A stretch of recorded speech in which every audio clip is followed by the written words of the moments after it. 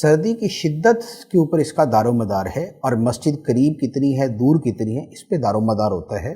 دیکھیں، ایک یہ ہے کہ اب یہ سوال اگر کراچی میں کوئی کرے کہ بھئی صبح سردی بہت ہوتی ہے تو مسجد کی وجہ گھر میں نماز پڑھ لوں، تو کراچی میں کوئی ایسی سردی نہیں ہوتی کہ جس کی وجہ سے گھر میں نماز پڑھنے کی اجازت ہو۔ دوسرا یہ ہے کہ یہی سوال جو ہے کوئی کینیڈا کے اعتبار سے پوچھ رہا ہے، یا جو ہے وہ پاکستان کے شمالی علاقہ جات کے اعتبار سے پوچھ رہا ہے کہ جہاں اتنی شدید سردی ہے کہ اگر بھرپور طریقے سے اہتمام کے بغیر کوئی گھر سے نکلے گا تو بس اس کے بعد پھر اس کا کام ہی ہو جائے گا۔ تو اب ایسی شدید سردی کہ جس کی وجہ سے گھر سے نکلنا شدید ضرر، نقصان کا باعث ہو سکتا ہے جان کے لیے، صحت کے لیے، تو ایسی شدید سردی رخصت ہے ترک جماعت کے لیے۔ تو اب یہ جہاں کی صورتحال ہو وہاں کے اعتبار سے اس کا حکم ہوگا۔ پھر دوسری بات یہ ہے کہ جو جماعت واجب ہوتی ہے وہ واجب ہوتی ہے کہ جب وہ اتنی قریب مسجد ہو کہ وہاں جو اذان ہوتی ہے وہ ہمارے کانوں تک پہنچتی ہو۔